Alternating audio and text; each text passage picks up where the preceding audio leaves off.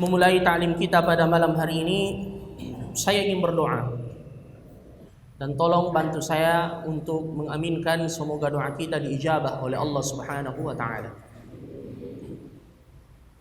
Allahumma la tada' lana fi maqamina hadza dhanban illa ghafarta. Ya Allah, janganlah Engkau membiarkan salah seorang di antara kami yang hadir di tempat ini yang memiliki dosa melainkan dosa-dosanya telah Engkau ampuni. Wala hamman illa farajta, dan tidaklah orang yang berada dalam kesulitan melainkan Engkau angkat kesulitannya. Wala maridan illa syafaita, dan tidaklah ada yang sakit melainkan Engkau memberikan kesembuhan kepadanya. Wala mazluman illa nasarta, dan tidaklah seorang yang terzalimi melainkan Engkau memberikan pertolongan kepadanya. Wala dainan illa qadaita, dan tidaklah utang yang melilit melainkan Engkau membantu untuk membayarkannya. Wala mayyitan illa rahimtah, dan tidaklah yang meninggal dari kalangan kerabat atau keluarganya melainkan Engkau merahmatinya. Wala a'zaban illa zawajta, dan tidaklah yang belum menikah melainkan Engkau mempermudah pernikahannya. Wala mutazawwijan illa razaqta, dan tidaklah yang telah menikah melainkan Engkau memberikan kepadanya keturunan yang saleh dan salihah. Wala hajata min hawaijid dunya hiya laka ridha wa lana fiha salah illa a'antana ala qada'iha bi rahmatika ya arhamar rahimin. Dan tidaklah ada keinginan dan cita-cita duniawiyah yang ada maslahatnya dalam kehidupan dunia kami dan yang Engkau ridai melainkan Engkau membantu kami untuk mewujudkannya. Amin ya rabbal alamin. Ikhwani fillah, jika ada di antara kita yang galau atau yang dihimpit masalah datang ke tempat ini, maka sungguh insyaallah antum tidak salah alamat. Dan semoga sekembali dari tempat ini kegalauan itu bisa terangkat dari hati-hati antum insyaallah, dan semoga Allah Subhanahu wa taala membantu kita sekalian dan memberi petunjuk untuk keluar dari himpitan kesulitan tersebut. Mengapa demikian? Karena yang kita dengarkan di majelis yang seperti ini insyaallah adalah ayat-ayat Al-Quran yang dibacakan, kemudian hadis-hadis Nabi yang disampaikan. Dan Allah Subhanahu wa taala telah memberi jaminan. Ini jaminan dari Allah, pencipta alam semesta, bahwasanya tidaklah seseorang itu berusaha meniti petunjuk Allah, mengikuti tuntunan Al-Quran dan Sunnah, melainkan ia tidak akan sengsara dan ia tidak akan tersesat. Sebagaimana firman Allah dalam surah Taha, "Faman ittaba'a hudai", siapa yang mengikuti petunjukku, kata Allah, "fala yadhillu", dia tidak akan tersesat, "wala yashqa", dan dia tidak akan sengsara. Jadi jalan untuk meraih kebahagiaan ikuti petunjuk Allah Subhanahu wa taala. Inilah jalan kebahagiaan yang hakiki.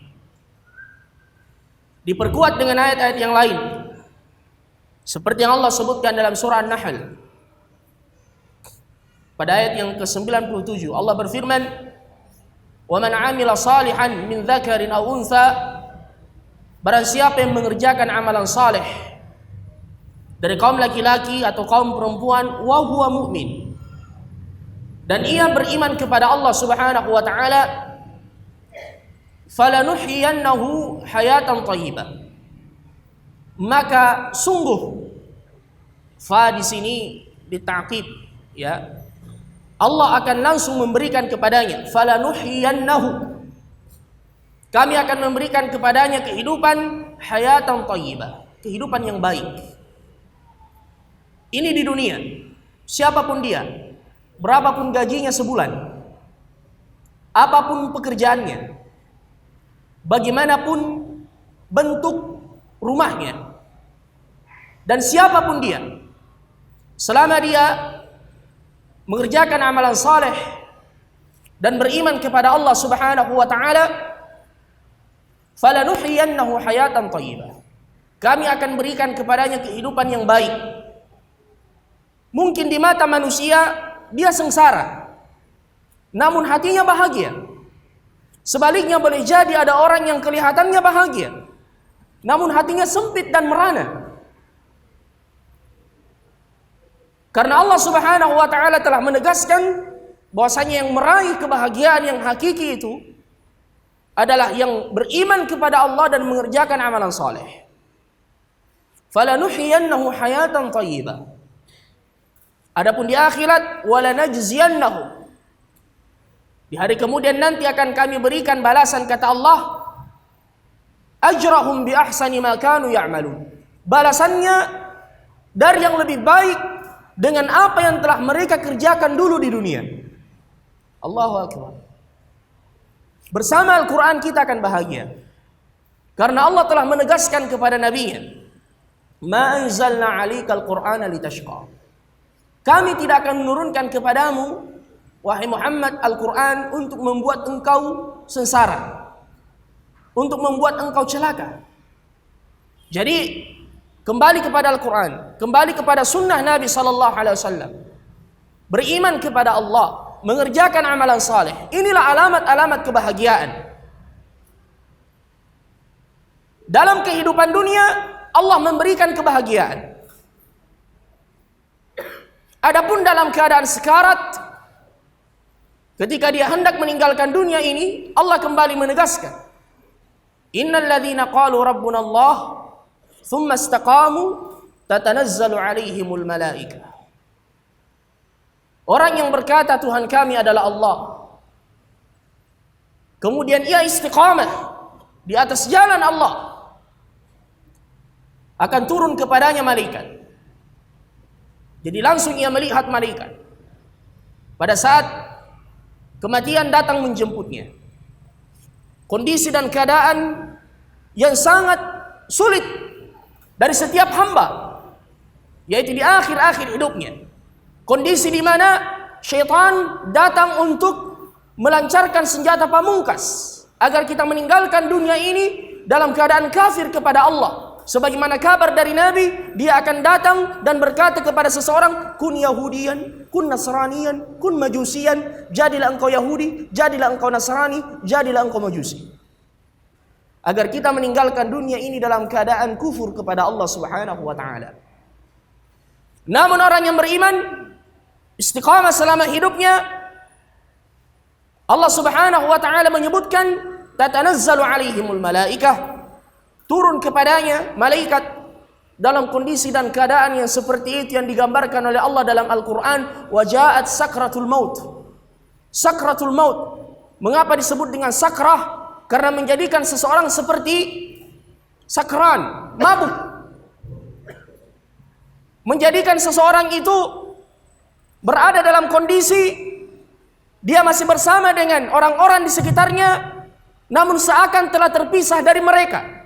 Falaula idza balagatil hulqum wa antum hina idzin tanzurun wa nahnu aqrabu ilaihi minhu walakin la tubsirun. Ketika nyawa telah sampai di kerongkongan, kata Allah, dan kalian melihatnya, orang yang berada dalam keadaan sekarat ini, wa antum hina idzin tanzurun, namun ketahuilah nahnu aqrabu ilaihi minkum. Kami malaikat Allah Subhanahu wa taala lebih dekat dengannya daripada kalian, namun kalian tidak melihat kami. Namun orang ini sudah melihat malaikat. Ketika dia beriman dan istiqamah, dia hijrah ke jalan Allah Subhanahu wa taala, dia dihibur oleh malaikat, alla takhafu, jangan takut. Wala tahzanu, jangan sedih. Jangan takut dengan kematian yang ada di depanmu. Dan jangan sedih dengan dunia yang akan engkau tinggalkan. Wa abshiru bil jannah. Berilah kabar gembira dengan surga yang telah dijanjikan untuk kalian. Dia meninggalkan dunia ini dalam keadaan tersenyum, bahagia. Karena dia telah rindu berjumpa dengan Tuhannya. Orang-orang di sekitarnya menangis, namun dia bahagia. Dia tersenyum meninggalkan dunia ini. Oleh karenanya ulama kita mengatakan jangan sampai kita menangis dua kali. Menangis ketika masuk ke dunia dan menangis ketika meninggalkan dunia. Ketika kita hadir di dunia kita menangis, orang-orang tertawa di sekeliling kita, bahagia. Sebaliknya, ketika kita meninggal biarlah orang-orang menangis di sekeliling kita, yang penting kita tertawa. Dan jangan sampai kita menangis dua kali. Cukup sekali kita menangis waktu hadir ke dunia ini. Adapun ketika meninggalkan dunia ini, semoga kita semua tersenyum insya Allah, tertawa, bahagia. Kita dimasukkan ke dalam kubur. Kembali Allah Subhanahu wa taala menjamin di dalam Al-Qur'an, "Yuthabbitullahu alladhina amanu bil qawli tsabiti fil hayati dunya wa fil akhirah." Allah memberikan keteguhan kepada orang yang beriman, lagi-lagi orang yang beriman dan mengerjakan amalan saleh di kehidupan dunia dan kehidupan akhirat. Para ulama mengatakan ketika dia sekarat diberikan keteguhan oleh Allah. Mungkin ada yang mengatakan, Nabi mengatakan barang siapa yang di akhir hidupnya mengucapkan la ilaha illallah dia masuk surga. Mungkin ada yang berkata, oh, ini gampang, tidak usah capek-capek salat, itu saja yang diucapkan, la ilaha illallah, la ilaha illallah. Tidak semudah itu ayyuhal ikhwan. Beberapa hari yang lalu saya di Bulukumba, saya mendengarkan sebuah kisah nyata dari keluarga kami yang menyaksikan sendiri seorang lelaki yang dalam keadaan sakit keras dan dalam keadaan sekarat. Memang selama hidupnya, na'udzubillah, saya sendiri biasa melihat. Dan semoga Allah merahmatinya, mengampuninya. Bayangkan di akhir-akhir hidupnya terbaring di pembaringan di rumah sakit. Dia berkata kepada keluarganya, mana parang saya? Dia cari parang. Mana parang saya? Ini saya sendiri yang langsung mendengar. Mana parang saya? Dia ditanya, kau mau apa itu parang? Dia mengatakan, saya mau melawan itu mungkar dan nakir. Na'udzubillah. Mana dia? Saya tahu, saya dengar dia tinggi, saya mau masuk ke ketiaknya, saya tobot dia. Na'udzubillah. Akhirnya keluarganya mengatakan, haus ki kapan? Mau ki minum? Dia mengatakan, saya mau minum, tapi bir. Berikan saya bir. Na'udzubillah. Dalam keadaan sekarat. Semoga Allah Subhanahu wa taala memberikan kepada kita husnul khatimah. Jadi ikhwani, bersabarlah, jaga keimanan, keistiqamahan, amalan saleh, perbanyak doa pada Allah Subhanahu wa taala sampai kita mendapatkan kebahagiaan itu di dunia sebelum di akhirat insyaallah. Sekali lagi, man 'amila salihan min dzakarin aw untha wa huwa mu'min falanuhyiyannahu hayatan thayyibah wa lanajziyannahum ajrahum bi ahsani ma kanu ya'malun. Ikhwani fillah, sesi yang terakhir dari pembahasan kita dari silsilah amalan-amalan hati tentang al-ikhlas. Pada pertemuan yang lalu kita telah menyebutkan samarat al-ikhlas, buah dari keikhlasan. Dan kita telah sampai pada poin di mana keikhlasan itu bisa mengubah kebiasaan menjadi ibadah. Bisa mengubah kebiasaan menjadi ibadah. Saya tanya, naik kendaraan apa hukumnya? Mubah. Naik motor, mubah. Beli motor, mubah. Baik. Malam ini ada pengajian di markas Imam Malik. Saya mau hadir. Naik apa ki? Naik motor. Naik motornya itu ibadah. Naik motornya itu ibadah. Ke masjid menggunakan kendaraan ibadah. Walaupun lebih afdal jalan kaki. Tapi kalau jauh rumah, ya silahkan naik kendaraan. Dan sebagian ulama kita ada yang mengatakan padukan. Jangan parkir dekat-dekat, parkir agak jauh. Kemudian selebihnya jalan kaki ke masjid. Ya, memadukan. Karena salah seorang sahabat di zaman Nabi jauh rumahnya dari masjid, dia berjalan kaki. Ada orang yang memberi usul, beli kendaraan. Dia mengatakan tidak. Saya mengharapkan pahala dari setiap langkah kaki saya menuju dan kembali dari masjid. Ketika disampaikan kepada Nabi, Nabi kemudian menyampaikan bahwasanya ia akan mendapatkannya. Jadi intinya niat yang ikhlas mengubah al-adat, kebiasaan menjadi ibadah. Jadi jangan kita lalai untuk senantiasa menghadirkan niat itu. Ayo al-ikhwan. Kameramen ini ya, di balik layar tidak pernah nampak di sini. Subhanallah. Mereka yang mengedit kemudian menyebarkan, banyak orang yang mendapatkan hidayah lewat perantaraan itu. Kalau mereka ikhlas, maka insya Allah boleh jadi lebih besar pahalanya dari yang menyampaikan materi. Security yang mengamankan di luar, tukang parkir misalkan, yang terpaksa harus di luar, ya. Jika dia ikhlas karena Allah Subhanahu wa taala, agar kita tidak was-was mendengarkan pengajian dan selalu menengok keluar. Ya, apalagi kalau helmnya baru. Ya. Ada yang amankan, tenang saja. Ya. Ini jika niatnya ikhlas. Kita telah menyebutkan perkataan Abdullah bin Mubarak pada pertemuan yang lalu, kam min amalin saghirin tukabbiruhun niyah. Banyak amalan yang sederhana menjadi besar nilainya karena niat. Sebaliknya, wa kam min amalin kabirin tusaghiruhun niyah. Banyak amalan yang besar menjadi kecil karena niatnya yang salah. Makanya para salaf as-salih rahimahumullah, ayyuhal ikhwah, ada di antara mereka, dan ini semangat mereka menjaga keikhlasan ketika i'tikaf di masjid, orang-orang sudah pada tidur, dia kemudian terbangun atau sengaja bangun, kemudian ke toilet membersihkan WC. Tidak ada yang lihat. Ya. Ini pekerjaan yang sederhana. Ya.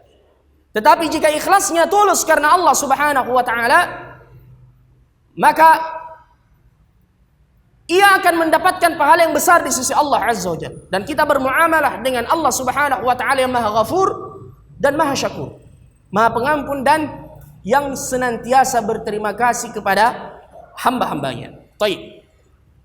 Selanjutnya, Bapak Ibu saudara-saudara sekalian, dengan keikhlasan itu seseorang akan senantiasa dilindungi oleh Allah Subhanahu wa taala dari syaitan. Ketika syaitan menyampaikan proklamasi di hadapan Allah Subhanahu wa taala, memproklamirkan permusuhannya dengan anak cucu Adam, bahwasanya ia akan menyesatkan mereka dari arah depan, dari arah belakang, dari samping kanan dan kiri, dari manapun. Namun di akhir sumpahnya dia berkata, illa ibadaka minhumul mukhlasin, kecuali hamba-hambamu yang ikhlas ya Allah, tidak bisa saya gelincirkan. Jadi keikhlasan itu himayah minasyaitan. Sebagaimana perkataan salah seorang salaf yang dikenal dengan Al-Karhi rahimahullah, dia mengingatkan dirinya dan berkata, ya nafs akhlisi tatakhallasi, wahai jiwaku, ikhlaslah, engkau akan berlepas dari apa? Gangguan syaitan. Jadi selama hati kita bergantung dengan Allah Subhanahu wa taala, ikhlas karena Allah Azza wa Jal, maka syaitan tidak mampu untuk menggelincirkannya. Dan ini pengakuannya sendiri, illa ibadaka minhumul mukhlasin, kecuali hamba-hambamu ya Rabb yang ikhlas. Dan sekaligus keikhlasan itu menyelamatkan kita dari fitnah, khususnya di akhir zaman seperti ini ya ikhwah. Zaman yang penuh dengan fitnah, zaman keterbukaan, di mana fahisyah, kemungkaran, kekejian begitu cepatnya, begitu mudahnya, begitu gampangnya sampai kepada kita. Dulu kemungkaran itu dicari, berbayar, mahal. Sekarang, na'udzubillahi min dzalik, seseorang bisa mengaksesnya walaupun ia berada dalam bilik kamarnya. Na'udzubillah, hadhihi minal fitan, ini termasuk di antara fitnah. Dulu kemungkaran berbayar, sekarang banyak yang gratisan. Na'udzubillahi min dzalik. Zaman fitnah. Salah satu di antara benteng ya untuk menjaga diri kita dari fitnah-fitnah tersebut, dan ingat, Yang kita maksudkan dengan fitnah adalah ujian. Ya, karena orang Indonesia kalau menyebutkan kata fitnah, kebanyakannya yang dimaksudkan adalah tuduhan. Sehingga dia mengatakan fitnah lebih kejam dari pembunuhan. Maksudnya apa? Tuduhan lebih kejam daripada pembunuhan.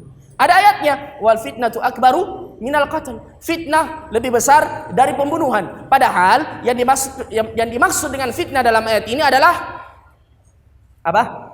Asyirku billah. Kesyirikan pada Allah Subhanahu wa taala. Baik. Nabi Yusuf alaihi salam ketika digoda oleh seorang wanita cantik. Dan godaan wanita adalah merupakan fitnah yang paling besar. Sebagaimana kata Nabi sallallahu alaihi wasallam, "Ma taraktu ba'di fitnatan adarra 'ala ar-rijali minan nisa." Tidak ada fitnah yang lebih besar, yang paling besar yang aku tinggalkan bagi kaum laki-laki dan umatku setelahku melebihi fitnah kaum wanita. Wanita salihah menjadi perhiasan dunia yang paling indah. Ad-dunya mata' wa khairu mata'iha al-mar'atu salihah. Tapi wanita talihah lawan dari salihah. Jadi talih, salih lawannya talih. Ya, ini bahasa Arab.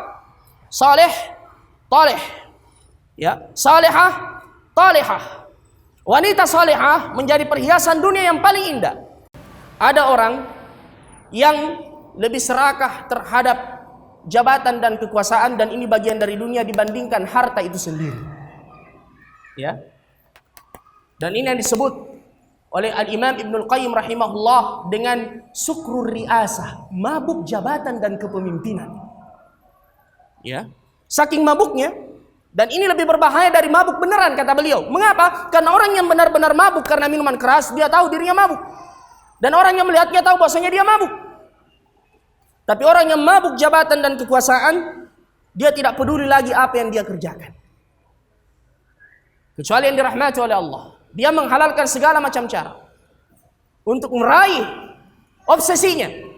Na'udzubillahi min dzalik. Ini disebut dengan sukrur riasah kata Imam Ibnul Qayyim rahimahullah. Mengapa? Karena hatinya dipenuhi oleh dunia. Ayuhal ikhwah. Madhibani dariyani ursila fi zaribati ghanamin bi asra'i fasadan min hirsil mar'i 'ala al-jahi wa syarafi lidini. Kata Nabi sallallahu alaihi wasallam, tidaklah dua domba yang kelaparan. Serigala yang kelaparan. Madhibani dariyani. Darir ursila yang dilepaskan fi zaribati ghanam pada segerombolan domba. Bi asra'i fasadan, tidaklah itu lebih buruk min hirsil mar'i 'alal jahi wa syarafi lidini, dari ketamakan seseorang terhadap pangkat dan jabatan serta popularitas dan ketenaran. Na'udzubillah min dzalik. Dan semoga Allah Subhanahu wa taala menjaga kita dari yang seperti itu. Ya, orang-orang yang ditakdirkan oleh Allah menerima jabatan, dan kalau dia niatkan untuk khidmat al-Islam al-muslimin, insyaallah berjuanglah dengannya. Karena orang yang ikhlas di dalam menerima amanah dan jabatan, di hari kemudian nanti dia akan langsung mendapatkan naungan dari Allah. Golongan yang pertama al-imamul adil, pemimpin yang adil. Tapi ingat, sesungguhnya ia adalah penyesalan di hari kemudian.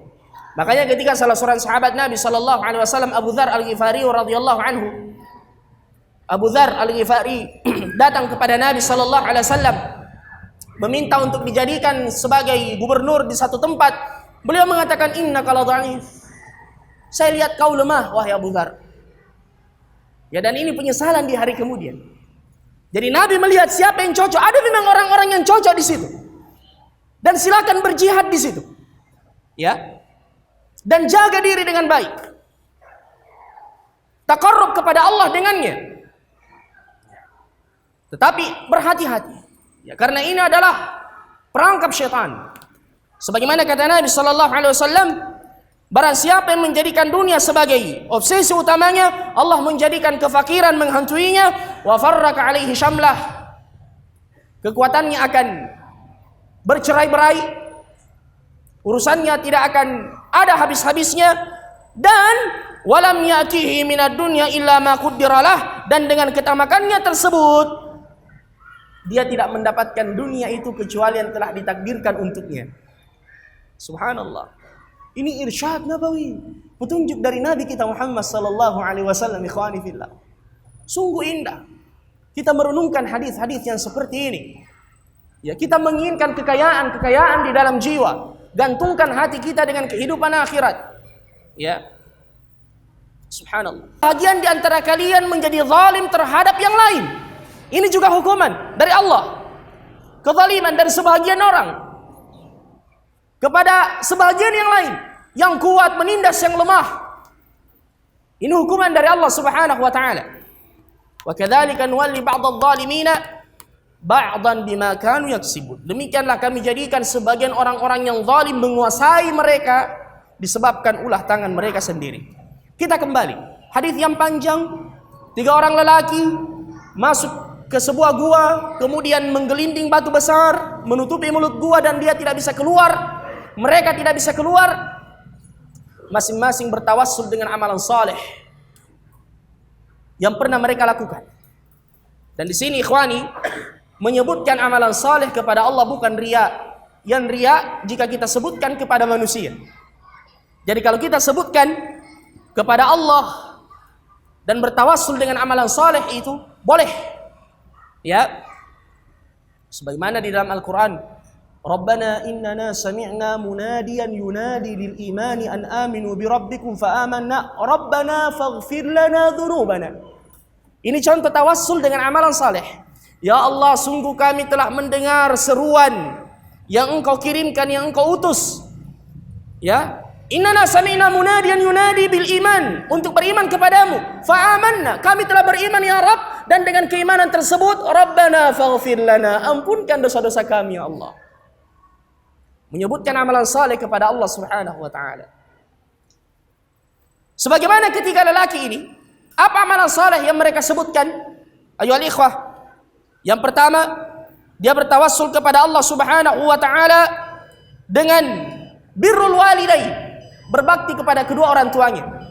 Kerjanya adalah seorang yang mengumpulkan kayu bakar dan dia mengambil susu di hutan buat ibu dan bapaknya setiap hari. Kebiasaannya seperti itu. Di suatu malam dia terlambat, kedua orang tuanya telah tertidur, dan kebiasaannya dia tidak memberikan susu itu kepada yang lain sebelum dia memberikan minum kepada keduanya. Sampai-sampai istri dan anak-anaknya pada malam itu, anak-anaknya sampai menangis, namun dia menahan mereka diberikan yang lain. Dia tidak memberikan yang spesial ini untuk kedua orang tuanya karena baktinya kepada kedua orang tuanya. Dia kemudian mengatakan, ya Allah, kalau saya kerjakan ini ikhlas karenamu, keluarkan kami dari sini.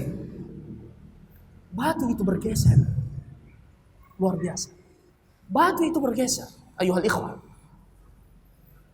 Ya, makanya ini pelajaran, berbakti kepada kedua orang tua. Ya, minta doa dari bapak dan ibu kita. Mereka lah karamah kita. Mereka lah berkah hidup kita. Ya, tidak ada kebaikan kepada seseorang yang durhaka kepada kedua orang tuanya. Beberapa waktu yang lalu, ada seorang lelaki pemuda yang datang kepada saya. Dia mengatakan, Ustaz, saya mau curhat. Ya, silakan. Di majelis dia minta waktu. Setelah ini saya mau bertemu. Saya mengatakan tafadhol. Dia datang, dia kemudian mengatakan, Ustaz, saya mau curhat. Ada masalah saya. Apa masalah tak? Saya ini Ustaz, saya sangat benci kepada ibu saya. Baru dia mengucapkan perkataan itu, saya langsung katakan, sudah berhenti. Antum tidak usah ceritakan masalah antum kepada saya. Ini sebab masalah itu, karena antum benci kepada ibu antum. Ustaz, tidak usah ceritakan apa masalahnya. Sekarang, apapun alasannya, minta maaf. Telepon ibu antum, minta maaf. Tapi jangan tapi-tapian, minta keridhaan darinya. Ya, sampai menangis dia mengatakan, betul. Iya betul. Ini sebab masalah yang bertubi-tubi menghimpit antum. Ya, jangan kita mengatakan orang tua saya yang salah. Memang benar mereka manusia biasa.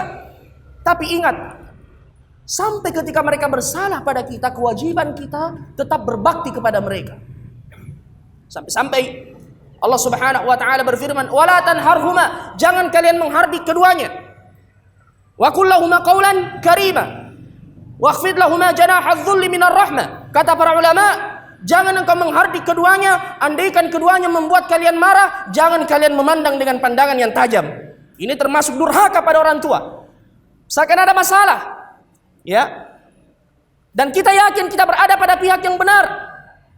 Orang tua kita berada pada pihak yang salah. Kemudian ada kemarahan dari dalam hati dan mata kita memandang tajam kepada mereka. Ini bentuk kedurhakaan. Hati-hati. Oleh karenanya, siapapun yang ada masalah dengan orang tuanya, apapun, minta keridhaan mereka. Terutama ibu. Jangan menyakiti hati ibu. Ya. Ketika ada seorang lelaki yang datang kepada Nabi dari Yaman, dia mengatakan, "Ya Rasulullah, saya mau berjihad bersama Anda." Nabi bertanya, "Orang tua masih hidup?" Dia mengatakan, "Benar ya Rasulullah, dan saya tinggalkan keduanya dalam keadaan menangis." Apa kata Nabi? "Kembali, buat keduanya tertawa sebagaimana engkau telah membuatnya menangis." Yang kedua, ayyuhal ikhwah, lelaki ini bertawassul. Dia mengatakan, "Ya Rabb." Ya. Dia bertawassul, "Ya Rabb, saya mencintai seorang wanita, masih keluarganya, sepupunya. Dia sangat ingin berbuat fahisyah, ya, berbuat keji dengannya. Namun wanita ini tidak mau.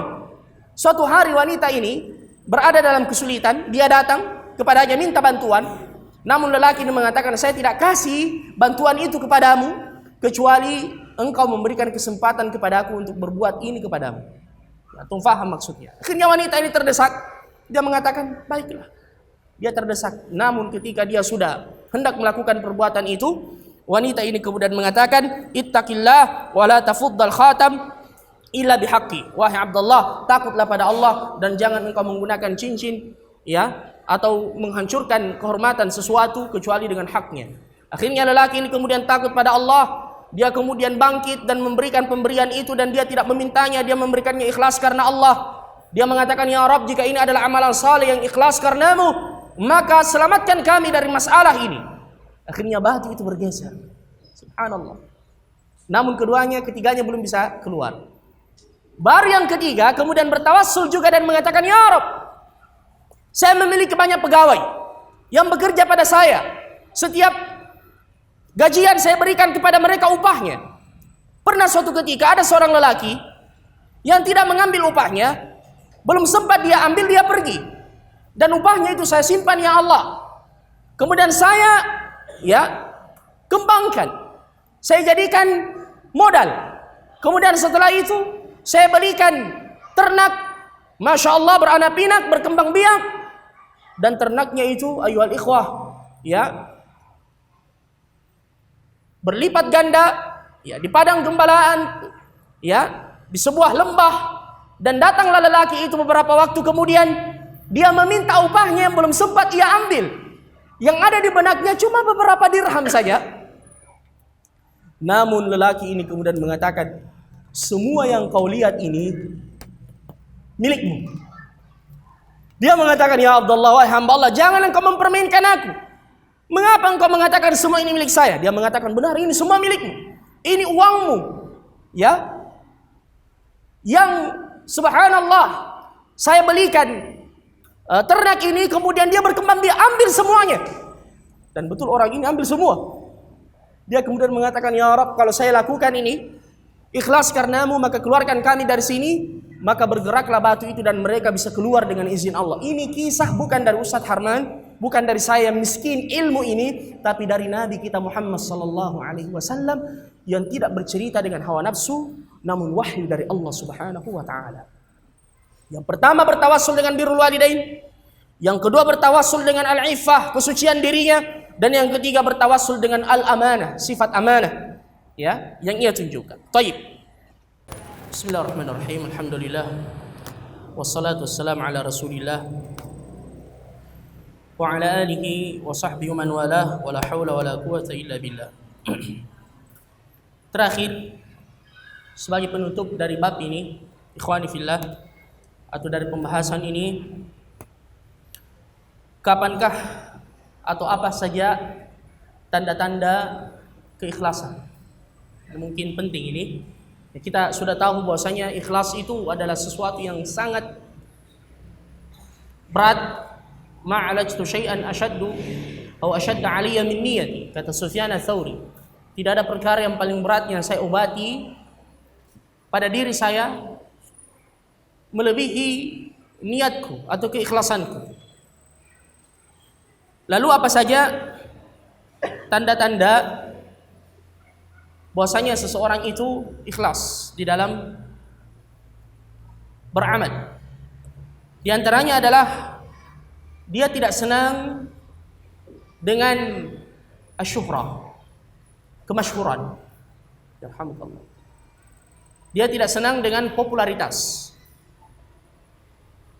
Suatu ketika Ubay bin Ka'ab, dan kita tahu siapa Ubay, salah seorang sahabat Nabi yang direkomendasikan oleh Rasulullah untuk diambil bacaan Qur'annya dari beliau. Kita sering menyebutkan ini ada 4 sahabat yang direkomendasi khusus oleh Nabi. Ubay ibn Ka'ab, siapa lagi? Mu'adz ibn Jabal, siapa lagi? Abdullah ibn Mas'ud radhiyallahu anhu, siapa lagi yang keempat? Salim maula Abi Hudzaifah. Direkomendasi khusus. Bahkan Nabi pernah datang ke rumahnya Hudzaifah. Bayangkan, Nabi yang datang langsung. Bukan Hudzaifah, Ubay ibn Ka'ab. Ya. Dan dia bertanya, Rasulullah, ada apa gerangan? Nabi mengatakan, telah diturunkan kepadaku sebuah surah dan Jibril menyampaikan pesan dari Allah agar membacakan surah ini khusus kepadamu. Ya, karena Ubay ini subhanallah, ya mahir dalam membaca Al-Qur'an. Sampai-sampai Ubay bertanya, Allahu sammani fis sama. Allah menyebut namaku ya Rasulullah di langit. Ya. Nabi mengatakan betul. Beliau menangis, terharu. Ya. Ubay, beliau pernah diikuti oleh beberapa orang. Beliau menengok. Ya. Apa yang kalian inginkan? Mereka mengatakan, kami hendak mengikuti Anda. Ya. Beliau kemudian berkata, pergilah kalian, tinggalkan aku. Andaikan kalian mengetahui apa yang saya lakukan setelah saya menutup pintu, maka tidak ada di antara kalian yang ingin mengikutiku.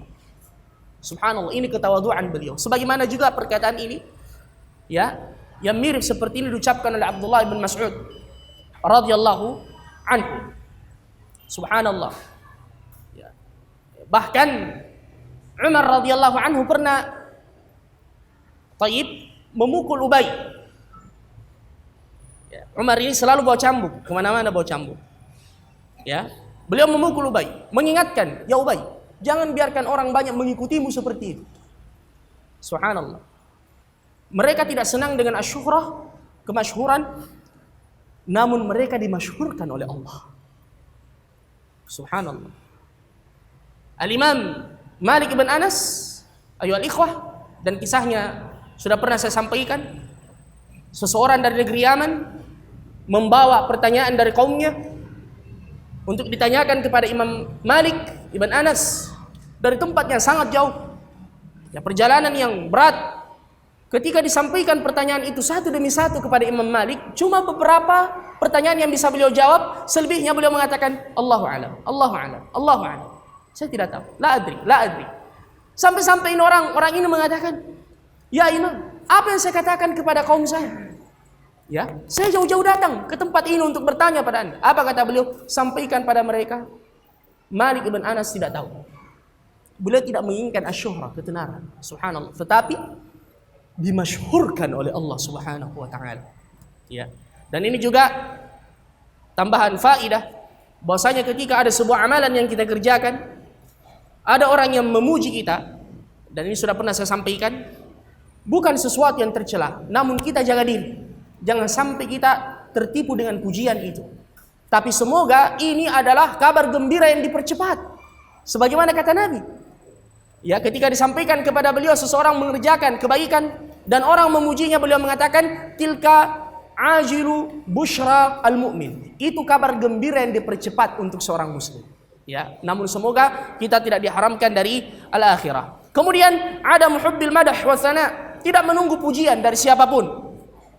Wal hamas lil amal lid din, dan dia bersemangat untuk kerja-kerja ad-din. Al mubadarah lil amal, ya, dan dia senantiasa berlomba, ya, dengan saudara-saudaranya dalam kebaikan. Wahtisabil ajr, mengharapkan ganjaran dan pahala di sisi Allah Subhanahu wa taala. wasabru wat tahammul, dan dia bersabar ya dan menahan beban dari amalan tersebut. Wal hirsu ala ikhfa'il amal, dan dia berusaha menyembunyikan amalannya. Walaupun dalam kondisi tertentu ikhwani, menampakkan amalan terkadang disyariatkan. Ya. Di antaranya amalan memang yang disyariatkan untuk dinampakkan. Ya contoh apa? Salat berjamaah. Jangan kemudian gara-gara dia menjaga keikhlasannya dia mengatakan saya menyembunyikan amalan. Tidak pernah ke masjid. Kenapa tidak ke masjid? Ikhlas, Ustaz. Ini bukan ikhlas namanya, salah kaprah. Ya. Menunaikan haji dan umrah. Ya kemudian yarhamukallah. Az-zakah yang dikeluarkan, misalkan kalau untuk memberi semangat kepada orang lain, ya. Memberi semangat kepada orang lain. Nabi pernah melakukan penggalangan dana kepada para sahabat. Ketika datang Bani Mudhar dengan kondisi yang sangat memprihatinkan dan Nabi kasihan melihat mereka. Nabi menyuruh mereka untuk bersedekah. Namun telat respon dari sahabat pada waktu itu. Nabi masuk ke tempat tinggalnya, ke kamarnya, dan beliau ya hatinya galau. Namun tiba-tiba datanglah salah seorang sahabat membawa sedekahnya dengan kedua tangannya sampai-sampai dia tidak mampu membawanya. Dia meletakkan di hadapan Nabi sallallahu alaihi wasallam. Ketika dilihat sahabat-sahabat yang lain, subhanallah, mereka berlomba-lomba melakukan seperti yang dilakukan sahabat ini, sampai-sampai Nabi bergembira dan mengucapkan perkataan yang masyhur, man sanna fil islami sunnatan hasanah. Siapa yang menunjukkan dalam agama Islam contoh yang baik. Jadi contoh yang baik maksudnya di sini yang memang ada sunnahnya, yang disyariatkan, dan bukanlah hadis ini dijadikan dalil tentang bolehnya yang disebut dengan bid'ah hasanah. Ya, man sanna fil islami sunnatan hasanah, sebagaimana disebutkan oleh Nabi kita Muhammad sallallahu alaihi wasallam. Semoga Allah Subhanahu wa taala menjadikan kita orang-orang yang senantiasa menjaga keikhlasannya insyaallah, dan merahmati hati-hati kita dan memberikan kepada kita keistiqomahan sampai kita berjumpa dengannya insyaallah. Innahu waliyudzalika wal qadiru alaih.